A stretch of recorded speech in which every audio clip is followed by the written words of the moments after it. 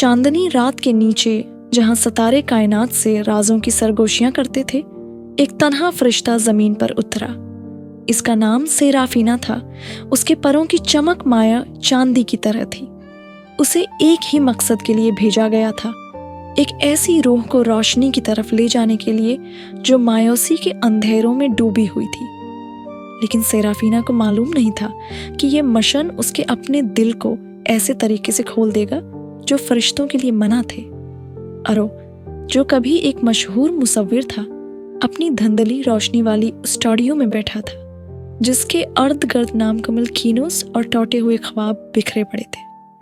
इसके हाथ कांप रहे थे जब वो खाली कीनोस को देख रहा था। उसकी तख्लीकी सलाहियतों की बंदिश का बोझ इस पर छाया हुआ था। जिंदगी ने उसे कई धचके दिए थे, एक टूटा हुआ रिश्ता, इसकी माँ का इंतकाल और ये खौफ कि उसके बेहतरीन दिन गुजर चुके हैं। हर रात अरो एक फरिश्ता जैसी हस्ती का ख्वाब देखता, नीली गहरी आंखें और एक लौरी जैसी आवाज़। वो उन ख्वाबों को अपनी थकी हुई दिमाग की इख्तिरा समझकर नज़रअंदाज कर देता, ये जाने बगैर कि उसके ख्वाबों में दिखाई देने वाला फरिश्ता वाकई मौजूद था। सेराफीना के कदम ज़मीन पर अरो के शहर में पड़े। इसकी मौजूदगी फ़ानी ऊँक से पोशीदा थी। वो अरो के स्टूडियो की तरफ उसकी रूह की मध्यम रोशनी से खींच लाई गई थी, एक रोशनी जो मध्यम ज़रूर थी लेकिन बुझी नहीं थी। उसने उसे दौर से देखा। उसके गम पर उसका दिल दुखी हुआ। एक शाम जब अरो दरिया के किनारे बैठा बेदिली से खाका बना रहा था, सेराफीना ने खुद को जाहिर करने का फैसला किया। अपने परों को छिपाते हुए उसने एक सफ़ेद पोश औरत का रूप धारा। उसकी मौजूदगी गर्मजोशी का एहसास दिलाती थी। क्या मैं यहाँ बैठ सकती हूँ? उसने निर्म लहजे में पूछा। अरो ने चौंक कर ऊपर देखा, उसकी मौजूदगी से हैरान। हाँ बिल्कुल, उसने हचकिचाते हुए कहा, ये समझे बगैर कि वो उस अजनबी की तरफ अजीब कशिश क्यों महसूस कर रहा है। उन्होंने घंटों बात की। सेराफीना ने एहतियात से अपने अल्फाज का इंतखाब किया ताकि उसके अंदर एक चिंगारी रोशन हो। अरो ने अपने खौफ और नाकामियों के बारे में खुलकर बात की जो उसने सालों से किसी से नहीं की थी। उस रात महीनों बाद पहली बार इरो ने एक औरत का खाका बनाया जिसकी नीली आंखें प्रासरार तौर पर जानी पहचानी लगती थीं। दिन हफ्तों में बदल गए और सेराफीना हफ्तों में बदल गई और सेराफीना हफ्तों में बदल गई और सेराफीना हफ्तों में बदल गई और सेराफीना हफ्तों में बदल गई और सेराफीना हफ्तों में बदल गई और सेराफीना हफ्तों में बदल गई और सेराफीना हफ्तों में बदल गई और सेराफीना हफ्तों में बदल गए और सेराफीना हफ्तों में बदल गए और सेराफीना हफ्तों में बदल गए और सेराफीना हफ्तों में बदल गए और सेराफीना हफ्तों में बदल गए और सेराफीना हफ्तों में बदल गए और सेराफीना हफ्त इरो की ज़िंदगी का एक मुस्तकिल हिस्सा बन गई। इसने उसे नई अर्थ की तर्जें आजमाने की तरगीब दी, उसे ऐसे मकामात पर ले गई जहाँ से उसे तहरीक मिल सकती थी और उसे याद दिलाया कि दुनिया की खूबसूरती को देखना कैसा होता है। अरो का काम बेहतर होता गया और उसके सेराफीना के लिए जज्बात भी गहरे होते गए।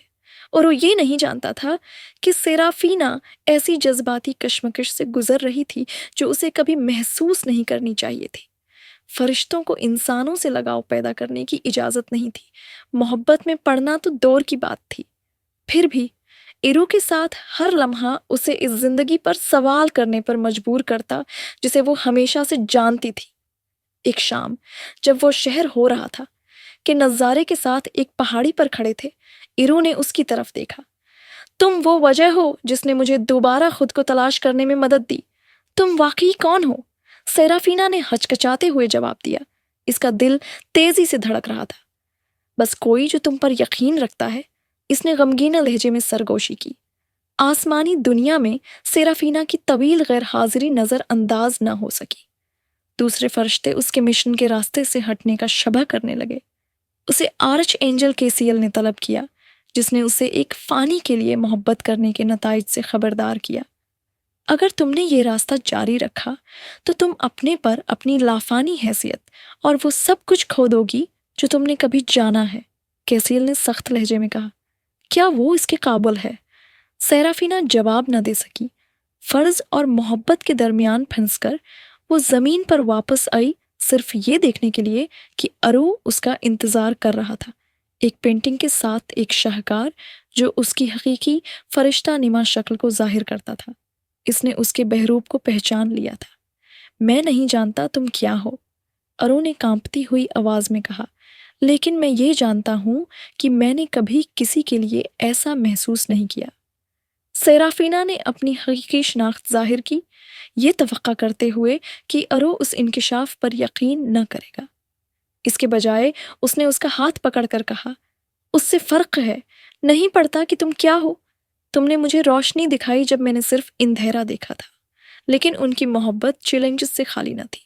سیرافینا کی زمین پر موجودگی نے دنیاؤں کے توازن کو بگاڑ دیا اور اسے آسمانی کونسل کی طرف سے الٹیمیٹم دیا گیا، آسمانوں میں واپس آؤ یا ایک فانی کے طور پر زمین پر رہو، ہمیشہ کے لیے اپنی لافانیت کو ترک کرتے ہوئے۔